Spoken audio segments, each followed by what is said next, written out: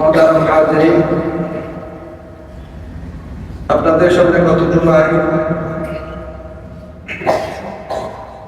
একটি আয়াত তেলাওয়াত করেছিলাম,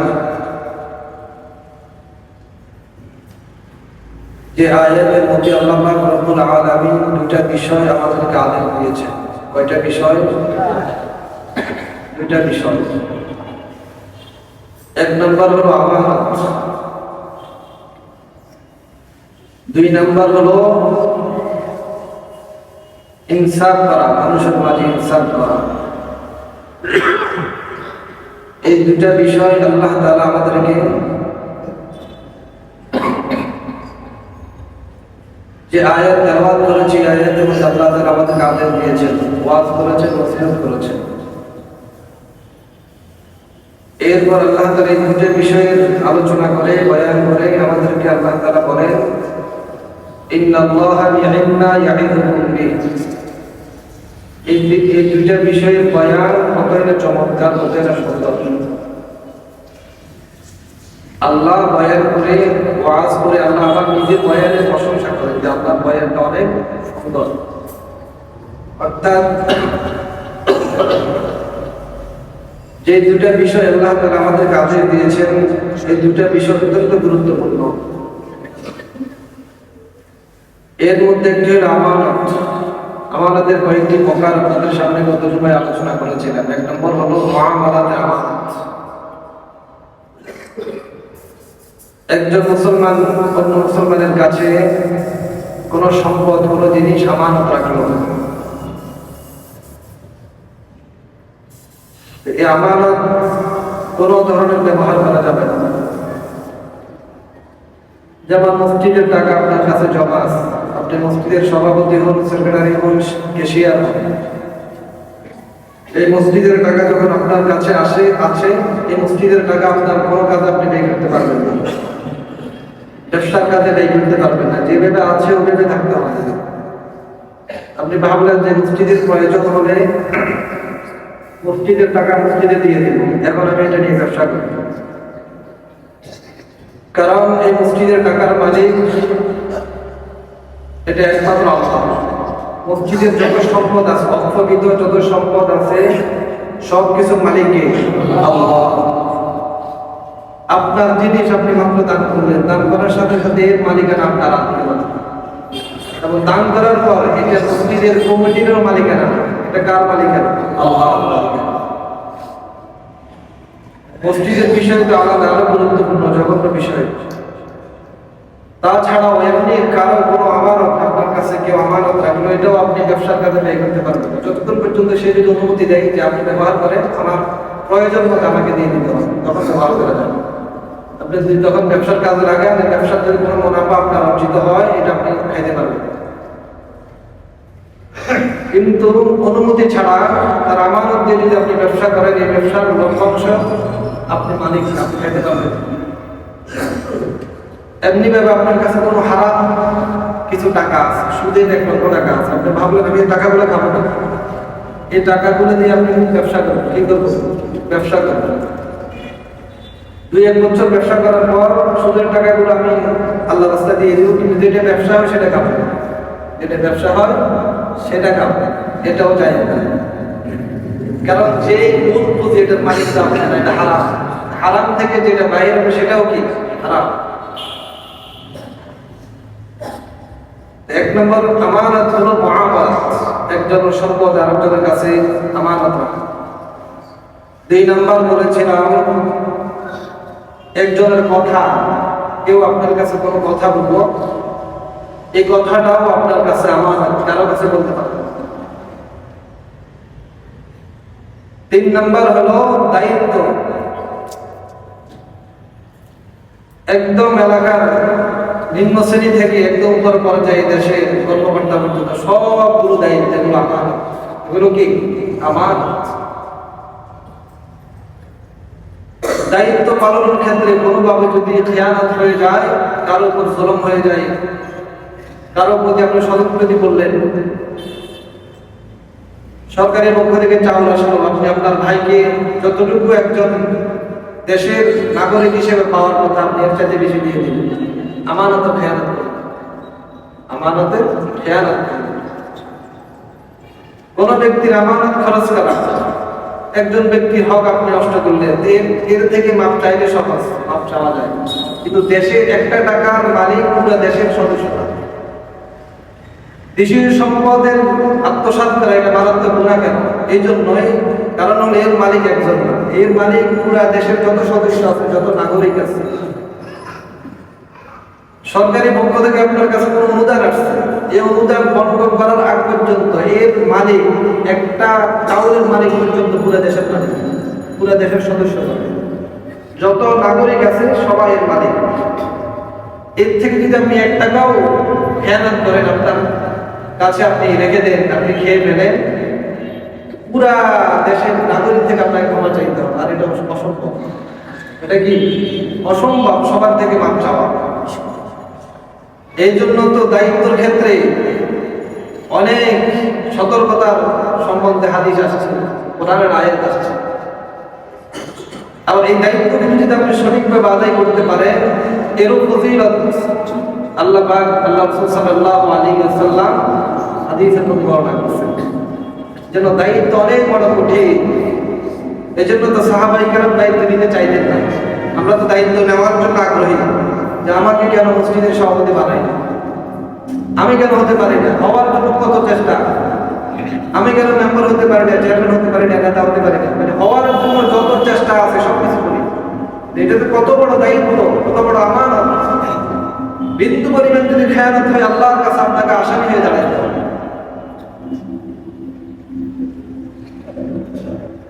নিজেও জানে আমি যোগ্য না, এই কাজের আমি যোগ্য না, আমিও জানি, এরপরও ক্ষমতার জন্য, পদের জন্য সবাই আগ্রহী। কত সপ্তাহ উদাহরণ দিয়েছিলেন ইমাম আবু হানিফা রাহমাতুল্লাহ আলাইহি।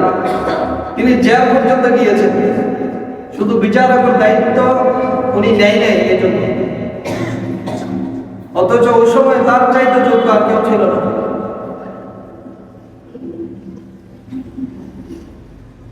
এই জন্য কোন দায়িত্ব, এটা আমানত, এটা কি আমানত। 4 নম্বর হলো সময়। সময়টাও আল্লাহর পক্ষ থেকে কি আমানত। এই সময় আল্লাহ তাআলা হিসাব নেবেন। সংক্ষেপে বলি, গত সপ্তাহে বলেছিলাম যে আপনি কারো চাকরি করেন, এই চাকরির মধ্যে কোনো ধরনের ফাঁকিবাজি করবেন, একটা সময় আপনার নিজের কাজে ব্যয় করবেন, এটার জন্য কার কাছে জবাব দিতে হবে? আল্লাহর কাছে।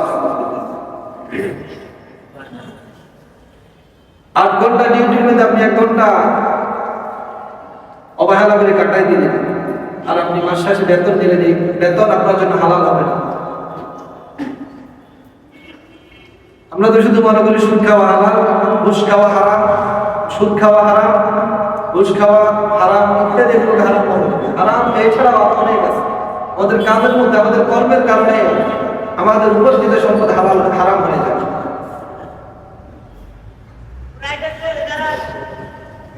চার নম্বর হলো বক্ত, সময় আল্লাহ তাআলার পক্ষ থেকে এটা আমানত।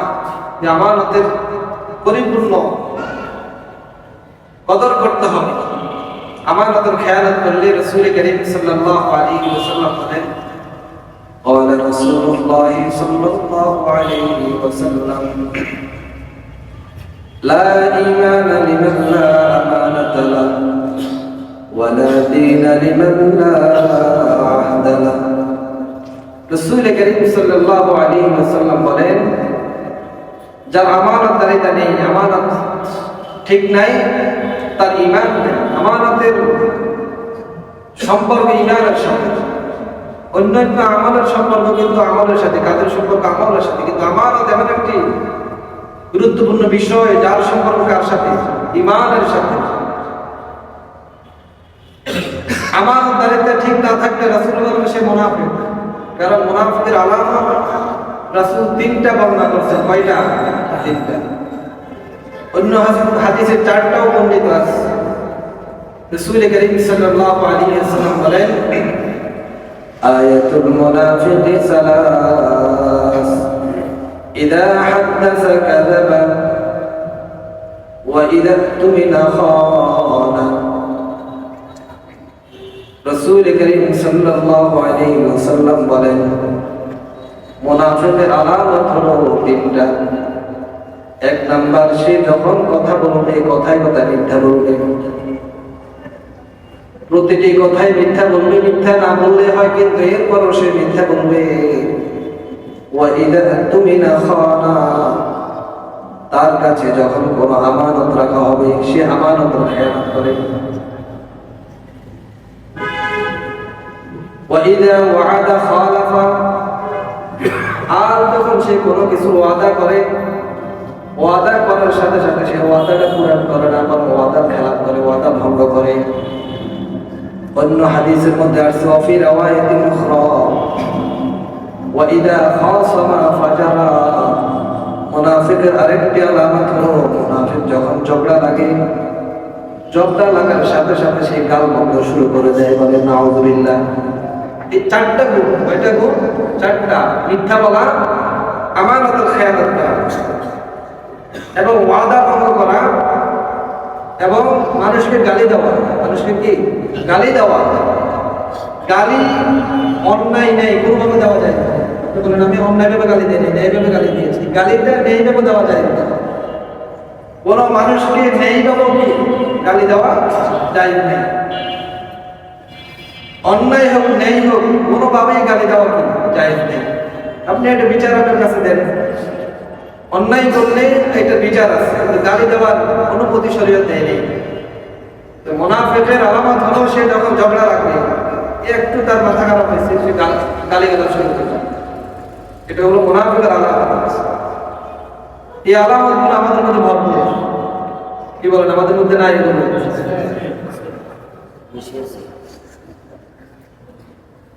যে যে পর্যায়ে আছে এই আমানতগুলো আমাদের সবার মধ্যে, আলেম গায়রে আলেম সবার মধ্যে খারাপ খাসলতগুলো আমাদের মধ্যে রয়েছে। অথচ রাসূল এগুলোকে মুনাফিকের আলামত বলেছেন।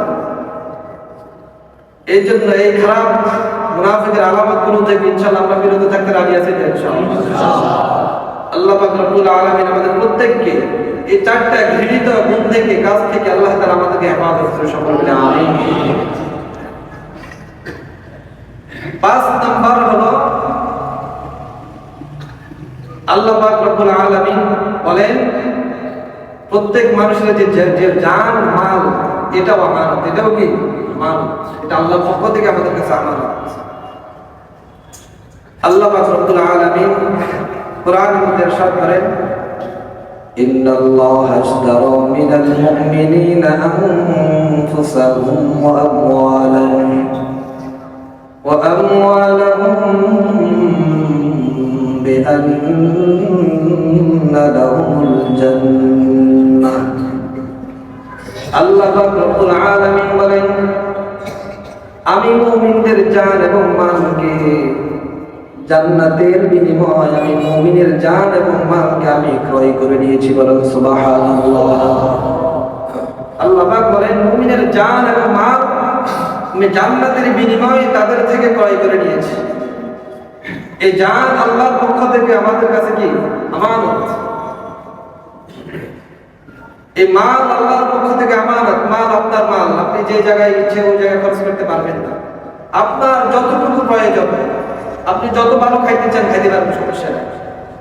কিন্তু এমন জায়গায় ব্যবহার করা যাবে না, গুনার জায়গা যেটা শরীয়ত নিষিদ্ধ, নাফরমানের জায়গার মধ্যে আপনার সম্পদ আপনি ব্যয় করতে পারবেন। কারণ আল্লাহর কাছে কিয়ামতের দিন হাদিসের মধ্যে আসছে যে কিয়ামতের দিন প্রত্যেক মানুষ 5টা জিনিসের জবাব দেওয়া ছাড়া তার আপন স্থান থেকে তার পাকে নাড়াতে পারবে না। এর মধ্যে একটি হলো তার মাল সে কোন কাজে ব্যয় করছে। আপনি ভাববেন যে আমার মাল আমি ব্যবসা করে অর্জন করছি, অনেক জীবনে চাকরি করে পুরো জীবনে বা অনেক কষ্ট করে অর্জন করছি, আমি যেভাবে চাই সেভাবে খরচ করবো, আমার ছেলে মেয়ে যেভাবে চাই ওভাবে খরচ করবো। যদি এভাবে হয় তো আল্লাহর কাছে আপনাকে জবাব দিয়ে করবো। মাল দ্বারা আপনি যতটুকু শরীয়ত জায়েজ করছেন ততটুকু আপনি ব্যয় করতে পারবেন। যে সকল জায়গায় শরীয়ত নিষিদ্ধ গুনার জায়গা, ওই জায়গাগুলোতে আপনার মাল আপনি ব্যয় করতে পারবেন। অন্য কাউকে সহযোগিতা করা, কোনো অমুসলিমকে সহযোগিতা করা হিন্দু ভাই, ইহুদি, নাসারা, খ্রিস্টান, এগুলো সহযোগিতা করা যাবে না, করতে নিষেধ নেই। কিন্তু এছাড়া অন্য কোনো গুনার কাজে আপনার মাল আপনি ব্যয় করতে পারবেন না। কারণ আল্লাহ তাআলা মুমিনদেরকে এমন ব্যক্তিদেরকে দেওয়া যারা আপনি এই মাল দিলে মাল দ্বারা তারা গুনার আয়োজন করবে, গান বাজনার আয়োজন করবে, বিভিন্ন ইত্যাদি গুনার কাজে তারা ব্যয় করবে। এমন জায়গাতে এমন ব্যক্তিদেরকেও টাকা দেওয়া সহযোগিতা করা নিষেধ। এগুলো হলো তাদেরকে গুনার উপর আপনার সাহায্য করা। গুনার ক্ষেত্রে কাউকে সহযোগিতা করা যায় না। এই মাল, এই জান, এটা কার পক্ষ থেকে? আমার আল্লাহর পক্ষ থেকে আমার। 6 নাম্বার হলো, 5 নাম্বার এবং 6 নাম্বার হলো জান এবং মাল। চাইলে নিজের হাত হতে যত আছে ব্যবহার করতে পারবে, নিজে যত ভালো খাইতে চাই ব্যবহার করতে পারবে, কিন্তু অপচয় করা যাবে না। কোনো বাবা অপচয় করা যাবে না। আমাদের জান, আমাদের অঙ্গ প্রত্যঙ্গ, এটাও আল্লাহর পক্ষ থেকে আমানত। আপনার চোখ, আপনার মুখ, আপনার কান, এই জবান, এগুলোকে আপনি যেভাবে চাই সেভাবে ব্যবহার করতে পারবেন। চোখের খেয়ানত, হাতের খেয়ানত, জবানের খেয়ানত। রাসূল করিম সাল্লাল্লাহু আলাইহি ওয়াসাল্লাম হাদিসের মধ্যে বলেন যে চোখের জিনা হলো চোখকে অবৈধ জায়গায় ব্যবহার করা, অন্য নারীর দিকে তাকানো, পর নারীর দিকে তাকানো, এটা হলো চোখের জিনা। আল্লাহ পাক রব্বুল আলামিন বলেন ইয়ালামু খাইনাতাল আ'ইনি ওয়া মা তুখফিস সুদূর। আল্লাহ পাক রব্বুল আলামিন বলেন মানুষকে যে চোখ দান করলাম, অঙ্গ প্রত্যঙ্গ দান করলাম, এগুলো প্রত্যেককে আপনি কিভাবে পরিচালনা করবেন আল্লাহর পক্ষ থেকে নির্দেশ রয়েছে, পদ্ধতি রয়েছে। আল্লাহ বলে মানুষ যে চোখের খেয়ানত করে, সে চোখ কোন দিকে তাকায়, এই সম্পর্ক আল্লাহ পাক রব্বুল আলামিন অবগত রয়েছে। বলেন সুবহানাল্লাহ। ইয়ালামু খাইনাতাল আ'ইনি ওয়া মা তুখফি সুদূর। আল্লাহ পাক রব্বুল আলামিন বলেন মানুষ চোখ দিয়ে যে খেয়ানত করে, চোখ দিয়ে যে গুনাহ করে, দিলের মধ্যে যে কল্পনা করে, এই কল্পনা সম্পর্ক আমি আল্লাহ অবগত রয়েছি। এই সম্পর্ক আমি আল্লাহ কি অবগত রয়েছি। আপনার ছেলে সন্তান আপনার কাছে আমানত। এই ছেলে সন্তানকে যদি আপনি মানুষ না করেন, এদেরকে যদি শরীয়ত যে বিধান আপনাকে দেওয়া হয়েছে, 7 বছর 10 বছর হলে তাদেরকে দ্বীনি শিক্ষা দেওয়া, নামাজ শিক্ষা দেওয়া, দ্বীনের প্রাথমিক জ্ঞানগুলো শিক্ষা দেওয়া, এগুলো আপনার উপর দায়িত্ব। এই ছেলে সন্তান আপনার কাছে আমানত। এদেরকে আপনি ছোট অবস্থায় যা চান তাই করতে পারেন। আপনি যদি তাদেরকে সঠিক পথে পরিচালনা না করেন, আল্লাহর কাছে আপনাকে জবাবদিহি করতে হবে।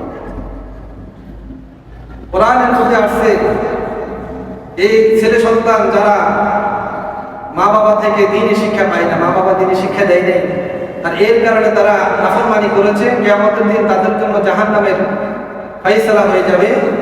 ছেলে সন্তানগুলো আল্লাহর কাছে বলবেন রব্বানা আতিহিম যি'ফাইন মিনাল আযাব। হে আল্লাহ, এই মা বাবা আমাদেরকে দুনিয়াতে দ্বীনি শিক্ষা দেয় নাই, কিভাবে চললে তোমাকে পাওয়া যায়, কোন রাস্তায় চললে, কোন শিক্ষা অর্জন করলে সঠিক রাস্তায় চলা যায়, এটা আমাদেরকে শিক্ষা দেয় না। আজকে আমাদেরকে যে পরিমাণ তুমি আযাব দিচ্ছ, শাস্তি দিচ্ছ, যি'ফাইন এর ডবল আমাদের মা বাবাকে তুমি দান করেন না। আল্লাহর কাছে ফরিয়াদ করো আপনার সন্তান, রব্বানা আতিহিম যি'ফাইন মিনাল আযাবি ওয়ালআনহুম লা'নান কাবীরা। হে আল্লাহ, আমাদের মাতা পিতা, আমাদের মা বাবা দুনিয়াতে আমাদেরকে দ্বীনি শিক্ষা দেয় নাই, দুনিয়ার অনেক কিছু শিক্ষা দিয়েছে, অনেক ডিগ্রি অর্জন করাইছে। আল্লাহ, যদি আজকে দ্বীনি শিক্ষা দিত, আমরা তোমার নাফরমানি করতাম না, তোমার ইবাদত করতাম, তোমার গোলামি করতাম।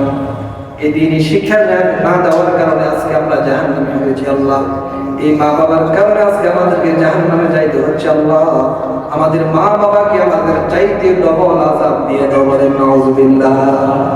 ওয়ালআনহুম লা'নান কাবীরা, বড় লানত বর্ষণ করে দেব। এজন্য ছেলে সন্তানও আমানত, এই আমানতের খেয়ানত করলে আমানতের যে দায়িত্ব আল্লাহ আপনাকে দিয়েছে, এই দায়িত্ব যদি আপনি পরিপূর্ণভাবে আদায় না করেন, আল্লাহর কাছে জবাবদিহি করতে হবে। আল্লাহর কাছে জবাবদিহি করতে হবে। কিয়ামতের দিন আল্লাহ পাক রব্বুল আলামিন বিন্দু পরিমাণ কারো উপর জুলুম করবে না, বিন্দু পরিমাণ কারো উপর জুলুম করবে না। যে যতটুকু আমল করছে আল্লাহ পাক রব্বুল আলামিন তাকে অতটুকু পরিমাণ তাকে প্রতিদান দিয়ে দিবে, বিন্দু পরিমাণ। লাইসা বিযাল্লামিন লিল আবিদ, আল্লাহ বলেন কোন বান্দার উপরে বিন্দু পরিমাণ আমি জুলুম করব না। কিয়ামতের দিন যতটুকু সে আমল করছে অতটুকু প্রতিদান আমি দিয়ে দিব। এই কয়েকটি আমানতের প্রকার, এই আমানতগুলো আমাদের রক্ষা করা আমাদের দায়িত্ব। আমি যে আয়াত তেলাওয়াত করেছি, আয়াতের প্রথম অংশ আল্লাহ আমানতের সম্পর্কে বলছেন। দ্বিতীয় নম্বর হলো ইন্নাল্লাহা ইয়া'মুরুকুম আন তু'আদ্দুল আমানাতি ইলা আহলিহা ওয়া ইযা হাকামতুম বাইনান নাসি আন তাহকুমু বিল 'আদল ইন্নাল্লাহা নি'ম্মা ইয়া'যুকুম বিহি ইন্নাল্লাহা কানা সামিআন বাসীরা। আল্লাহ পাক রব্বুল আলামিন আমাদেরকে দুইটা জিনিসের আদেশ দেন। একটা হলো আমানত আদায় করা, পরিপূর্ণভাবে আমানত আদায় করা। দুই নম্বর হলো ইনসাফের। আল্লাহ পাক রব্বুল আলামিন আমাদেরকে আদেশ দিচ্ছেন তোমরা ইনসাফ করবে মানুষের উপর, কারো উপর জুলুম করতে পারবে না। যে যে পর্যায়ে আছো কেউ কারো উপর জুলুম করতে পারবে না। মুফাসসিরিন কেরাম লেখেন এই আয়াত যদিও নাকি বিচারকদের সম্বন্ধে নাযিল হয়েছে, কিন্তু আয়াতের মাথাতে প্রত্যেক দায়িত্ববান ব্যক্তি আয়াতের অন্তর্ভুক্ত। আপনি পরিবারের কর্তা, আপনি আপনার দুই সন্তানের মাঝে আপনি বিচারক। তাদের মাঝে যদি আপনি ইনসাফ না করেন, কিয়ামতের দিন আল্লাহর কাছে আপনাকে জবাবদিহি করতে হবে।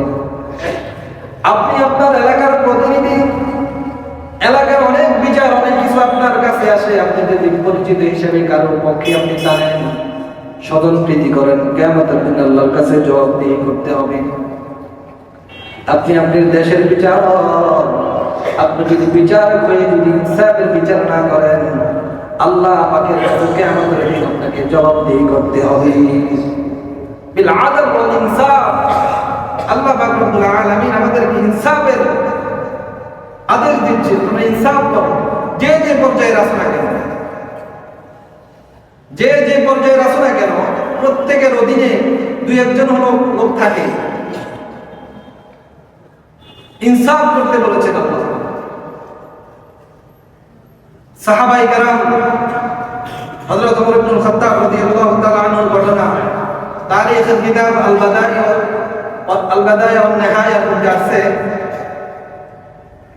ওমর ইবনে খাত্তাব রাদিয়াল্লাহু তাআলা তিনি অর্ধজাহানের খলিফা। এরকম পাওয়ার ছিলেন, অর্ধজাহানের খলিফা ছিলেন। আজকে যেমন ছোট একটা গ্রামের যদি প্রতিনিধি হই, ওই প্রতিনিধির যিনি কর্মচারী কেয়ারটেকার আছে, ওনার পাওয়ারে থাকা যায় না। ওমর ইবনে খাত্তাব রাদিয়াল্লাহু তাআলা তিনি ছিলেন অর্ধজাহানের খলিফা। তিনি একদিন এক ইহুদি থেকে একটি ঘোড়া ক্রয় করলেন। ঘোড়া ক্রয় করার পর লেনদেন শেষ, বেচা কিনা শেষ, তিনি ঘোড়া নিয়ে বাড়িতে যাবেন। কিছু দূর যাওয়ার পর দেখলেন ঘোড়ার পায়ে সমস্যা। রাস্তার মধ্যে দেখলেন ঘোড়ার পায়ে সমস্যা। তিনি আবার ফিরে আসলেন ইহুদির কাছে, এসে বললেন যে তোমার ঘোড়া সমস্যা, তোমার ঘোড়া আমি নিব না, তুমি ফিরে নাও। ইহুদি বলল যে না, আমি আমার ঘোড়া ফিরে দিব না, আমি তো আপনাকে সুস্থ, কোনো ধরনের ত্রুটি ছিল না, যখন আপনাকে করেছি আপনাকে হাতে তুলে দিয়েছি। ওনাদের মধ্যে ঝগড়া। ওমর ইবনে খাত্তাব বললেন যে আমাদের মাঝে আরেকজনকে নির্বাচন করা, যিনি আমাদের মাঝে ফয়সালা করবেন। তিনি চাইলে তো জোর করে ফিরে দিতে পারতেন। তিনি অর্ধজাহানের কি খলিফা, কোনো পাওয়ার দেখান নাই, নিজের কোনো কর্তৃত্ব তিনি দেখান নাই। তো ইহুদি সে বিচারক হিসেবে আল্লাহ রাসূলের সাহাবী সবাই কে তিনি নির্বাচন করলেন। তিনি মুসলমান উপরে আস্থা ছিল, মুসলমান কখনো ইনসাফের খেলাফ করে। সুরাইকে নিয়ে আসা হলো, তিনি বিচার করলেন। ওমর ইবনুল খাত্তাবকে বললেন, আপনার দাবি কি? তিনি বললেন যে আমি চাই আমার ঘোড়াটা ফিরিয়ে দিতে, এই ঘোড়াতে ত্রুটি আছে। বিচারক সুরাই বললেন যে আপনি ফিরে দেওয়ার যুক্তি, আপনি ফিরে দিতে পারবেন, কিন্তু উভয়জনের কথা শুনলেন। বিচারকের প্রথম দায়িত্ব কি? উভয়জনের কি কথা শোনা, উভয় দিকে সমানভাবে কথা শোনা। শোনার পর বললেন যে আপনি যে ঘোড়া নিলেন, যখন নিয়েছিলেন তখন কি ঘোড়ার মধ্যে কোনো ত্রুটি ছিল? ওমর ইবনুল খাত্তাব বললেন না। তো যখন আপনাকে হস্তক্ষেপ করছে কোনো ত্রুটি ছিল না, অর্ধেক পথ যাওয়ার পর ত্রুটি হইতে পারে, আপনার চলার পথে ত্রুটি তৈরি হয়েছে, এটা তো আপনি তাকে ফিরিয়ে দিতে পারেন না। বেচা কেনার সময় যখন বুঝে নিয়েছেন তখন তো আপনার এই মালে কোনো ত্রুটি ছিল না। ওমর ইবনুল খাত্তাব তিনি তার প্রশংসা করলেন, বললেন অনেক সুন্দর তুমি সমাধান করেছ। নিজের কোনো কর্তৃত্ব তিনি এখানে চালান না, চাইলে তো পারতেন যে নিজের পক্ষের রায়টা নেন। তিনি সুরাইয়ের এই রায়ের উপর তিনি আরো প্রশংসা করলেন, তাকে ধন্যবাদ জানাইলেন যে তুমি সুন্দর রায় দিয়েছ। ওমর ইবনুল খাত্তাব বললেন এই সুরাইয়ের বিচার দেখে এই সুরাই তিনি কুফার বিচারক হিসেবে তিনি নিযুক্ত করে দিলেন। বলেন সুবহানাল্লাহ। তিনি বললেন আজ থেকে তুমি কুফা চলে যাও, ওইখানে তোমাকে প্রধান বিচারপতি হিসেবে আমি নিযুক্ত করলাম। নিজের বিপক্ষে রায় দেওয়ার পরও নিজে অর্থজাহাজের ফলে ব্যয়ের পর নিজের কোনো কর্তৃত্ব চালান নাই, দেখান নাই, কোনো প্রভাব দেখান নাই। এটা হলো সাহাবাই কেরামের আদর্শ, এটা হলো নববী আদর্শ। নিজের ব্যক্তিত্ব, কোনো ধরনের ক্ষমতার প্রভাব না দেখান। আজকে আমাদের মধ্যে আমরা মানতেও রাজি না, ইনসাফ করছে আমার বিপক্ষে গেছে, এটা মানতে রাজি না। ন্যায় বিচারক আমরা আশা করি, কিন্তু আমরা ন্যায় বিচার মানতে আমরা রাজি না। আপনার বিপক্ষে যাবে না, এটা ন্যায় হয়, এরপর আমরা কি মানতে রাজি না। সাহাবায়ে কেরাম তারা ন্যায় বিচার বাস্তবায়ন করেছেন এবং মেনেওছেন, মানারও মন মানসিকতা লাগবে। আমাদের তো মানার কি মন মানসিকতা নেই। ওমর ইবনুল খাত্তাব রাদিয়াল্লাহু তাআলা আনহু বললেন আজ থেকে তোমাকে কুফার প্রধান বিচারপতি হিসেবে নিযুক্ত করলাম। কাজী সুরাই তিনি ওমর ইবনুল খাত্তাব রাদিয়াল্লাহু তাআলার খেলাফত আমল থেকে তিনি অনেক দীর্ঘ বছর পর্যন্ত তিনি কুফার বিচারক হিসেবে ছিলেন।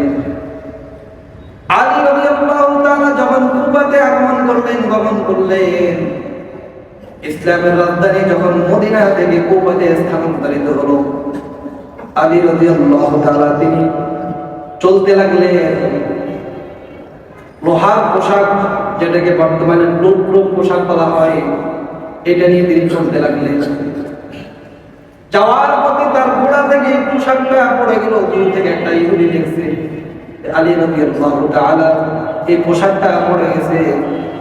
আলী রাদিয়াল্লাহু তাআলা তিনি দেখেন নাই, চলে গেলেন। এই ইহুদি এই পোশাকটা নিয়ে নিল, নিয়ে নেওয়ার পর সে ভালো করে পরিষ্কার করে বাজারের মধ্যে বিক্রি করার জন্য উঠাইল। আলী রাদিয়াল্লাহু তাআলা তিনি বাজার উঠলেন, দেখলেন তার পোশাকটা বাজারে বিক্রি করার জন্য উঠাইল। তিনি ওই ইহুদিকে গিয়ে বললেন যে এটা আমার পোশাক, এই পোশাকটা আমার ছিল, পড়ে গিয়েছে, কোথায় পড়ে গেছে আমার জানা নাই। ইহুদি বলল না, এটা তোমার পোশাক না, এটা আমার পোশাক, আমি বিক্রি করার জন্য এনেছি। উভয়ের মাঝে ঝগড়া। এই বিচারের জন্য কাজী সুরাইয়ের কাছে নিয়ে যাওয়া হলো। কাজী সুরাই তিনি আলী রাদিয়াল্লাহু তাআলাকে বললেন যে আপনার এই পোশাকটা যে আপনার, এর প্রমাণ কি, এর সাক্ষী কি? আলী রাদিয়াল্লাহু তাআলা তিনি বললেন এর সাক্ষী হলো আমার ছেলে হুসাইন রাদিয়াল্লাহু তাআলা এবং আমার একটা গোলাম, দুইজন আমার পক্ষে সাক্ষী যে এটা আমার পোশাক। কাজী সুরাই বললেন আপনি কি জানেন না খলিফাতুল মুসলিমিন বাপের পক্ষে সাক্ষী, ছেলের সাক্ষী বাপের পক্ষে, এটা গ্রহণযোগ্য না, এবং গোলামের সাক্ষী মনিবের পক্ষে এটা গ্রহণযোগ্য না। এই ছাড়া কি আপনারা কোনো সাক্ষী আছে কিনা? আলী রাদিয়াল্লাহু তাআলা তিনি বললেন না, এই ছাড়া আমার কোনো সাক্ষী নাই।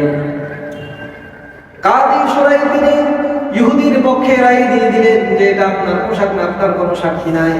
যে দুইজন সাক্ষী দিয়েছেন এই দুইজন সাক্ষীর সাক্ষ্যর কোনো গ্রহণযোগ্যতা নাই, কারণ একজন হলো আপনার ছেলে আর একজন হলো আপনার গোলাম। আলী রাদিয়াল্লাহু তাআলা আনন্দ চিত্তে কাজী শুরাইয়ের বিচারকে মেনে নিলেন। ইসলামী শরীয়ত অনুযায়ী যে সাক্ষীর পরে সাক্ষী নেই, কিন্তু বিচারকও জানেন এই পোশাকটা কার ছিল, আলী রাদিয়াল্লাহু তাআলা। তিনি বলতে পারতেন যে আমি খলিফাতুল মুসলিমিন, আমি কিভাবে মিথ্যা বলি, আমি মসজিদের ইমাম সাহেব, আমি কিভাবে মিথ্যা বলি, এটা বলতে চাইলে বলতে পারতেন, কিন্তু বলেন না। আমি বিচারক, আমি এলাকার প্রতিনিধি, আমি কিভাবে মিথ্যা বলি, এটা বলতে চাইলে বলতে পারতেন, কিন্তু কোনো কথাই বলেন নাই। বরং বিচার করার পর তিনি আনন্দ চিত্তে মেনে নিলেন, বরং কাজী শুরাইয়ের সাথে অন্য আলোচনা লিপ্ত হয়ে গেলেন। কিছু দূর যাওয়ার পর ইহুদি আবার ফিরে আসতেছে পোশাক নিয়ে। আলী রাদিয়াল্লাহু তাআলার সামনে দাঁড়িয়ে বললেন, ইহুদির দিলের মধ্যে নাড়া দিয়েছে ইসলামের সৌন্দর্য, ইসলামের ইনসাফের অবস্থা এমন, এত বড় ক্ষমতাধর খলিফা হওয়া সত্ত্বেও তার পোশাক এটা ইহুদিও জানে। তিনি চাইলে জোরপূর্বক তিনি নিতে পারতেন, কিন্তু নেন নাই। ইহুদির দিলের মধ্যে ইমানের জজ্বা উঠছে। ইহুদি আলী রাদিয়াল্লাহু তাআলার সামনে এসে বললেন, ইসলাম এত সৌন্দর্য, ইসলামের মধ্যে এমন ইনসাফ, ইসলাম অন্য ধর্মের উপর এমন ইনসাফ করে, এটা আশ্চর্যজনক, আশ্চর্যের বিষয়। আমাকে আপনি এখন ইসলামের কালিমা পড়ে ইমানদার বানিয়ে দেন, বলেন সুবহানাল্লাহ। ইসলাম এমন ইনসাফ করে, শুধু আপনি মুসলমান হবেন আপনার উপর ইনসাফ করা হবে, অন্য ধর্মের উপর ইনসাফ করা হবে না, এমন শিক্ষা ইসলাম দেয় না। আপনি বিচারক হয়েছেন, আপনার শত্রু কে মিত্র এটা দেখার বিষয়। বিচার করতে হবে ইনসাফের সাথে, কে আপনার ভাই, কে আপনার ছেলে, কে আপনার দুশমন। এগুলো যদি মাথায় আসে, এগুলো সামনে রেখে যদি আপনি বিচার করেন, কে আপনার দলের, কে আপনার দলের না, এগুলো সামনে রেখে যদি বিচার করেন, আল্লাহর সামনে আপনাকে জবাব দিয়ে বিচারক হওয়া, প্রতিনিধি হওয়া এত সহজ না, অনেক কঠিন, কিন্তু যদি করতে পারেন আল্লাহ রাসূলের সুসংবাদ, সাবাতুন ইউযিল্লুহুমুল্লাহু ইয়াওমা লা যিল্লা ইল্লা যিল্লুহু।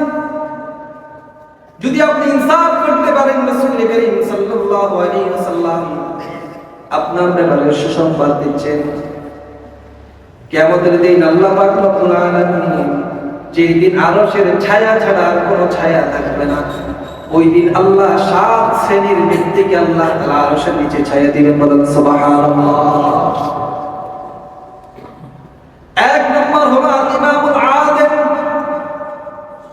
এক নম্বর হলো এই বিচারক যে মানুষের মধ্যে ইনসাফ কায়েম করেছেন, নিজের ক্ষমতায় নিজের স্বজনপ্রীতি করে নিজের দলের পক্ষে কখনো রায় দেয় নাই, বরং ইনসাফের সাথে সে বিচার করেছে, চাই সেটা এলাকার প্রতিনিধি থেকে সুপ্রিম কোর্ট পর্যন্ত হোক না কেন, যেইভাবে সেই যদি ইনসাফ করে থাকে, কিয়ামতের দিন আল্লাহ পাক রব্বুল আলামিন তাকে আরশের নিচে ছায়া দিবে। ইনসাফ, সাহাবায়ে কেরাম এরকম ভাবে ইনসাফের দৃষ্টান্ত কায়েম করেছেন। বুখারী শরীফের একটি হাদিসের মধ্যে এসেছে, কুরাইশ বংশের মাখজুম পুত্র একজন মহিলা চুরি করেছে, পুলিশ এসে প্রমাণিত হয়েছে। আল্লাহ রাসূল সাল্লাল্লাহু আলাইহি ওয়াসাল্লাম বিচার করেছেন, রায় দিয়েছেন যে তার হাত কাটা হবে। কুরাইশ বংশের অন্যান্য লোকরা পরামর্শ করতে লাগলো, অন্যান্য সাহাবায়ে কেরাম তারা পরামর্শ করতে লাগলো যে কুরাইশ বংশের মহিলার যদি হাত কাটা যায়, কুরাইশ বংশের বদনামি হবে, মান সম্মান নষ্ট হবে। কুরাইশ বংশের এত মর্যাদাবান বংশ, এই মান সম্মানে আঘাত আসবে। তাই তারা পরামর্শ করলো যে রাসূলকে জানানো হোক যে মহিলাটা কুরাইশ বংশের। সাহাবায়ে কেরাম কয়েকজন মিলে পরামর্শ করলেন, এই কথাটা রাসূলের কানে কিভাবে দেওয়া যায়। তারা ভাবলেন মনে হয় রাসূল জানে না যে মহিলাটা কুরাইশের, এই জন্য রাসূল রায় দিয়ে দিয়েছেন হাত কাটার, তবে রাসূল হাত কাটার রায় দিতেন না। পরামর্শ করে তারা সিদ্ধান্ত করলেন উসামা ইবনে যায়েদকে রাসূলের কাছে পাঠানো, কারণ উসামাকে আল্লাহ রাসূল সাল্লাল্লাহু আলাইহি ওয়াসাল্লাম অনেক মহব্বত করতেন। পালক পুত্র ছেলে উসামা, রাসূল করিম সাল্লাল্লাহু আলাইহি ওয়াসাল্লাম উসামাকে অনেক মহব্বত করতেন। ছোট ছেলে, সিদ্ধান্ত করা হলো যে উসামাকে রাসূলের কাছে পাঠানো হবে। রাসূলের কানে কানে গিয়ে উসামা বলবে যে এই ব্যক্তি, ওরা এই মহিলাটা কুরাইশ বংশে, আপনি যদি একটু বিবেচনা করে হাত কাটা ছাড়া অন্য কোনো রায় দিতেন। ওসামা যখন রাসূলের কাছে গেলেন আর রাসূলকে বললেন যে মহিলাটা কুরাইশ বংশে রাসূল করিম সাল্লাল্লাহু আলাইহি ওয়াসাল্লাম বুঝে গিয়েছেন কি বলতে চাচ্ছে, এবং এই ছেলেটা বলে না, বরং একে অন্য কেউ শিখিয়ে দেওয়া হয়েছে। রাসূল করিম সাল্লাল্লাহু আলাইহি ওয়াসাল্লাম তখনই সাহাবায়ে কেরামকে ডাক দিলেন, ডাক দিয়ে তিনি রাগান্বিত হয়ে চেহারা লাল হয়ে গেল। রাগান্বিত হয়ে সাহাবায়ে কেরামকে ডাক দিয়ে ফাখাতাবা একটা খুতবা দিলেন, আর বললেন ওয়াল্লাহি লাহালাকাল্লাযী ক্বাবলাকুম, রাসূল বলেন তোমাদের পূর্বের অনেক লোক হালাক হয়েছে শুধু এই জন্য যে তাদের বংশের কোনো লোক যদি কোনো অপরাধ করত তাকে হদ কায়েম করতো না, তার বিচার করতো না, তাকে ছেড়ে দেওয়া হতো, তার প্রতি স্বজন প্রীতি করা হতো। এই জন্য তোমাদের পূর্বে অনেক জাতিকে আল্লাহ জমিনের মধ্যে ধ্বংস করেছে। তোমরা আজ আমার কাছে পূর্ববর্তী লোকদের মতো নিজেদের লোক হওয়ার কারণে তার বিচারটা যেন আমি না করি, তোমরা আমার কাছে আবেদন করছে, এটা আমি তোমাদের থেকে আশা করি না। রাসূল বললেন ওয়াল্লাহি লাউ আন্না ফাতিমা বিনত মুহাম্মদ সারাকাত লাকাতাতু ইয়াদাহা, আল্লাহ রাসূল সাল্লাল্লাহু আলাইহি ওয়াসাল্লাম কসম খেয়ে বললেন, আল্লাহর কসম খেয়ে বলতেছি, যদি মুহাম্মদের মেয়ে ফাতিমাও যদি আজকে চুরি করত, আমি মুহাম্মদ তার হাত কাটতে দ্বিধা করতাম না। বলেন সুবহানাল্লাহ। ওয়াল্লাহি লাউ আন্না ফাতিমা বিনত মুহাম্মদ লাকাতাতু ইয়াদাহা, আর যদি আমার মেয়ে মুহাম্মদের মেয়ে ফাতিমাও যদি জান্নাতের মহিলাদের সর্দারনী, উনিও যদি আজকে চুরি করতো আর আমার কাছে বিচার আসতো, আমি তার হাত কাটতে বিন্দু পরিমাণ কোন ধরনের স্বতন্ত্রী করতাম না। এইভাবে আল্লাহ রাসূল সাল্লাল্লাহু আলাইহি ওয়াসাল্লাম জমিনের মধ্যে ইনসাফের দৃষ্টান্ত কায়েম করে দিয়েছেন।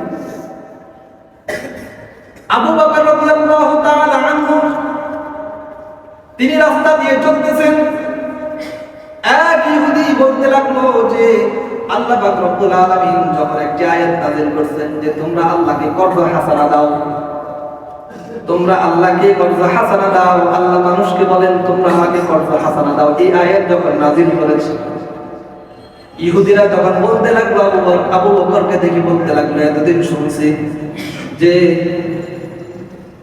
মুসলমানের রাসূল ফকির, মুসলমানের নবী ফকির, এখন দেখি মুসলমানের খোদা ও ফকির। বলেন নাউযুবিল্লাহ। মুসলমানের খোদা মুসলমান থেকে কর্জ হাসানা চায়, ধার চায়, কর্জ হাসানা চায়। আবু বকর রাদিয়াল্লাহু তাআলার কানে যখন এই কথা আসলেন, তিনি এত নরম মানুষ কিন্তু তিনি আর ঠান্ডা থাকতে পারেন নাই। যখনই আল্লাহ সম্বন্ধে রাসূল সম্বন্ধে কটূক্তি করতে শুরু করলো, আবু বকর রাদিয়াল্লাহু তাআলা, যাকে আরহাম বলা হয়েছে, উম্মতের মধ্যে আরহাম উম্মতি বলা হয়েছে, উম্মতের মধ্যে সবচাইতে নরম দিলওয়ালা হলো আবু বকর, কিন্তু আল্লাহর ক্ষেত্রে রাসূলের ক্ষেত্রে তার দিল আর নরম হইল না, শক্ত হয়ে গেছে। আবু বকর রাদিয়াল্লাহু তাআলা আনহু তৎক্ষণাৎ এই দুইটা ইহুদিকে ধরে বসলেন এবং একটার গালের মধ্যে এমন ভাবে থাপ্পড় মারলেন, থাপ্পড় মারার সাথে সাথে ওই ইহুদি জমিনের মধ্যে পড়ে গিয়েছে, আরেক ইহুদি চলে গিয়েছে, ভেঙে গেছে। একটা মাত্র হাত লাগাইলেন, থাপ্পড় দিলেন মুখের মধ্যে, ইহুদির শরীর ক্ষত বিক্ষত হয়ে গিয়েছে। আবু বকর রাদিয়াল্লাহু তাআলা গরম হয়ে গেলেন, ইহুদি উঠে চলে গেলেন রাসূলের কাছে বিচারের জন্য, যে বিচার মুহাম্মদের কাছে পাওয়া যাবে, অন্য কারো কাছে গেলে এই বিচার পাওয়া যাবে না, কারণ মুহাম্মদের চাইতে ইনসাফ দাতা জমিনের মধ্যে আর কেউ হতে পারে না। ইহুদি রাসূল করিম সাল্লাল্লাহু আলাইহি ওয়াসাল্লামের কাছে চলে গেলেন, দেখলেন যে ইহুদির শরীর ক্ষত বিক্ষত হয়ে গেছে, মাত্র থাপ্পড় দিতে একটা থাপ্পড় দিয়ে তার শরীর অবস্থা খারাপ। তাফসীরের কিতাবের মধ্যে লেখে আবু বকর রাদিয়াল্লাহু তাআলা আনহু তিনি তো হাত লাগাইছেন, তার হাতের উপর হযরত জিবরাইল আলাইহিস সালাম হাত দিয়ে দিয়েছে। এই জন্য একটা থাপ্পড়ের পাওয়ার এতটুকু ছিল, একটা থাপ্পড় আঘাতে তার শরীর ক্ষত বিক্ষত হয়ে গেছে। ইহুদি রাসূলের কাছে গিয়ে বললেন, আবু বকর আমার উপর আঘাত করে আমার শরীর এমন করে দিয়েছে, বুঝতাম না ইয়া রাসূলুল্লাহ, একটা থাপ্পড় দিয়েছে। একটা থাপ্পড়ে আমি শেষ, আমার শরীর ক্ষত বিক্ষত হয়ে গিয়েছে। আল্লাহ রাসূল বললেন, তুমি সত্য করে বলো আবু বকর এমন কাজ করতে পারে না। তুমি মার খেয়ে মনে হয় তুমি দিশাহারা হয়ে গিয়েছে। চিন্তা করে দেখো, ওমর মারছে না আবু বকর মারছে? কারণ এই কাজ ওমর ছাড়া আবু বকর করতে পারে না। ভালো করে চিন্তা করে দেখো, অন্য কেউ মারছে? ইহুদি বলল, ইয়া রাসূলুল্লাহ, না, আবু বকর মারছে। কিছুক্ষণ পর দেখলেন আবু বকর রাদিয়াল্লাহু তাআলা তিনি আসলেন। এই ইহুদিকে দেখে আবার মারার জন্য তিনি হাতকে ঘোরাইতে লাগলেন। আল্লাহ রাসূল আর বুঝতে দেরি হলো না যে আবু বকর তাকে আঘাত করলেন। আল্লাহ রাসূল আবু বকর রাদিয়াল্লাহু তাআলা বললেন, যে আবু বকর তুমি তাকে কেন মারলে? আবু বকর বললেন, ইয়া রাসূলুল্লাহ, সে আমার আল্লাহকে নিয়ে কথা বলেছে, আল্লাহকে ফকির বলেছে, মিসকিন বলেছে, এই জন্য আমি আর থাকতে পারি নাই। ইয়া রাসূলুল্লাহ, আমার মাকে বাপকে নিয়ে গালি দিতে আমি কিছু করতাম না, কিন্তু যখন আমার খোদাকে নিয়ে সেই গালি দিয়েছে আমি আর ঠান্ডা থাকতে পারি না। ইহুদি অস্বীকার করলো, ইয়া রাসূলুল্লাহ, আমি কথা বলি নাই। আবু বকর বললেন, ইহুদি বলেছে। ইহুদি বলে, আমি বলি নাই। আবু বকর বলল, তোমার সাক্ষী দাও। আল্লাহ রাসূল আবু বকরকে বললেন, তোমার সাক্ষী দাও। আবু বকর তো কোনো সাক্ষী নাই, কিন্তু ইহুদির একদম সাক্ষী আছে। আর ইহুদি যেটা মার না খাই ভাগ পেয়ে গিয়েছে। ইহুদির সাক্ষী আছে, কিন্তু আবু বকর সাক্ষী নাই। আল্লাহ রাসূল বললেন, আবু বকর, তোমার যদি সাক্ষী না থাকে আমি তোমার বিপক্ষে রায় দিতে বিন্দু পরিমাণ আমি দ্বিধা করব না। আল্লাহ রাসূল রায় দিয়ে দিচ্ছেন, এমন সময় আল্লাহ পাক রব্বুল আলামিন জিবরাইল আলাইহিস সালামকে পাঠিয়ে দিলেন এবং রাসূলকে জানিয়ে দিলেন যে ইহুদি যেই কথা বলেছে এই কথা আল্লাহ শুনেছে এবং এর সাক্ষী আল্লাহ এবং জিবরাইল। বলেন সুবহানাল্লাহ। লাকাদ সামিআল্লাহু কাওলাল্লাযীনা ক্বালু ইন্নাল্লাহা ফাকীরুন ওয়া নাহনু আগনিয়া। তারা যে বলেছে আল্লাহ ফকির আর তারা ধনী, এই কথা আপনার আল্লাহ শুনেছে। আবু বকরের পক্ষে আমি আল্লাহ এবং জিবরাইল স্বয়ং এই দুইজন আমরা সাক্ষী। জিবরাইল আলাইহিস সালাম তাফসীরে কিতাবে ওই সময় উপস্থিত ছিলেন, কারণ আবু বকরের হাতের উপর কার হাত ছিল? জিবরাইল আলাইহিস সালামের হাত। আল্লাহ রাসূল এমন ইনসাফ ছিলেন, প্রথম খলিফা আবু বকর রাদিয়াল্লাহু তাআলা, ওনার বিপক্ষে রায় দিতে কোনো ধরনের দ্বিধা করে নাই, সাক্ষী নাই। এই জন্য আল্লাহ পাক রব্বুল আলামিন তখন জিবরাইল আলাইহিস সালামকে পাঠিয়ে দিলেন যে সত্যি ইহুদি মিথ্যা বলেছে, আবু বকর সত্য বলেছে। আল্লাহ পাক রব্বুল আলামিন আমাদেরকে যে আলোচনাগুলো করেছি, আলোচনাগুলো বুঝে এবং আমল করার আল্লাহ পাক আমাদেরকে তৌফিক দান করুন। ওয়া আখির দাওয়ানা আলহামদুলিল্লাহি রাব্বিল আলামিন।